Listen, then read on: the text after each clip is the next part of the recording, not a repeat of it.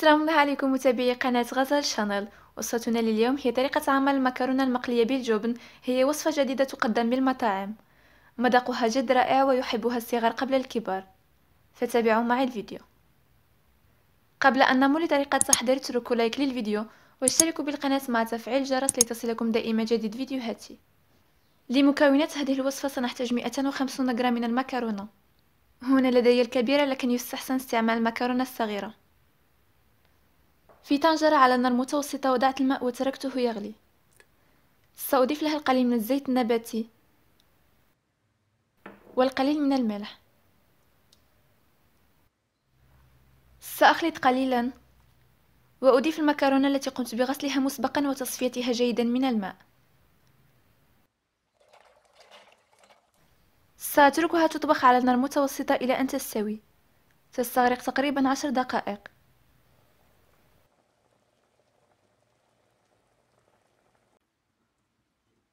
بعدما استوت المكرونة سأصفيها من الماء وأضعها في آنية. سأتركها جانبا ونمو لتحضير صلصة البيشاميل. في كسرولة على نار متوسطة سأضع ملعقة كبيرة من الزبدة. سأقوم بتمريرها بهذا الشكل إلى أن تذوب بشكل كامل.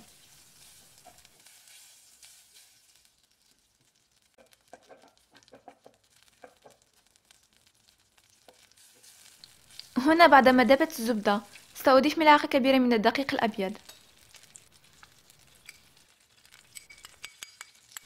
سأقوم بتحريك الكل ليندمج الدقيق مع الزبدة، ثم أضيف الحليب البارد.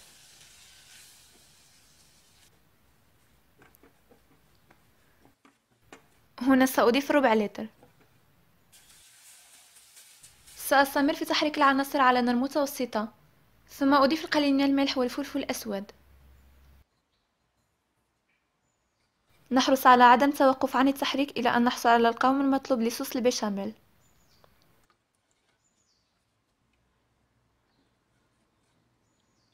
هنا بعدما حصلنا على القوام المطلوب سأرفعها من على النار وأتركها تبرد. بعدما فقد البشاميل من حرارته سأضيف 3 ملاعق كبيرة من الجبن المبشور ثم أقوم بدمجه معه.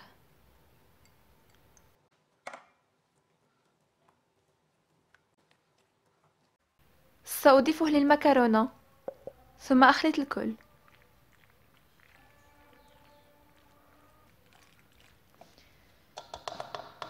هنا صارت جاهزة. سنمر الآن لمرحلة التشكيل. بما أنني استخدمت المكرونة الكبيرة فسأقوم بمعسها أولا قبل البدء في التشكيل، لكن في حالة استخدمتم المكرونة الصغيرة فلن تحتاجوا لهذه العملية.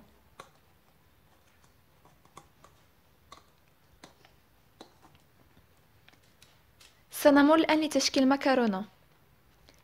أول شيء سأدهن يدي بالقليل من الماء، ثم أخذ مقدار ملعقة كبيرة من خليط المكرونة. سأشكل منه كرة، ثم أقوم ببسطها قليلا بهذا الشكل. سأضعها أولا بالدقيق ثم أقوم بتمريرها فيه، ثم أرفعها منه وأضعها بالبيض المخفوق. سأحاول تغطيتها جيدا بالبيض، ثم أرفعها وأضعها في الخبز المحمص والمطحون.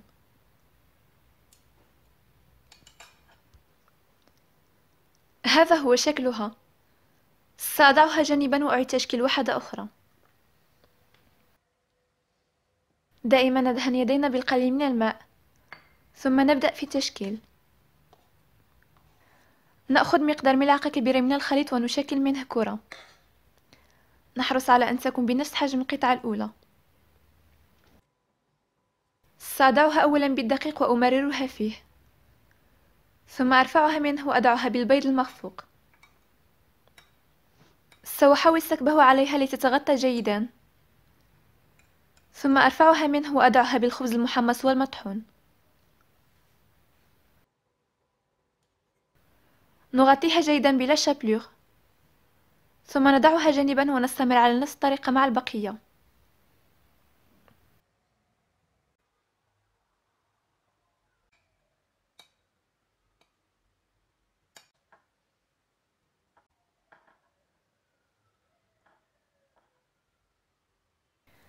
بعدما انتهيت من تشكيل كرة المكرونة، وضعت الزيت في المقلاة وتركتها تسخن.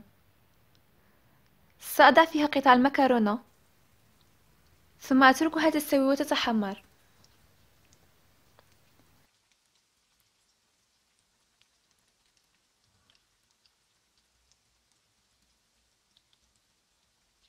هنا بعدما أخذت لون الذهبي الفاتح، سأقوم بقلبها للجهة الأخرى لتتحمر منها أيضا وتكمل نضجها.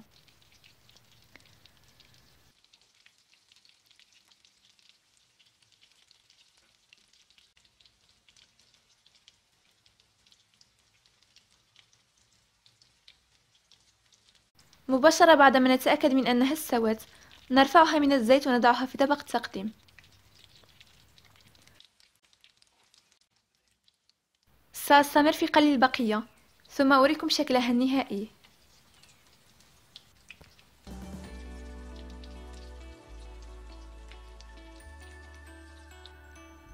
هذا هو الشكل النهائي للمكرونة المقلية التي شاركتها معكم اليوم.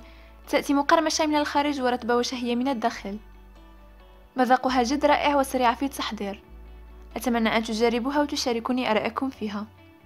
للمزيد من الوصفات السهلة والناجحة، اتركوا لايك للفيديو وشاركوه على مواقع التواصل الاجتماعي فيسبوك وواتساب.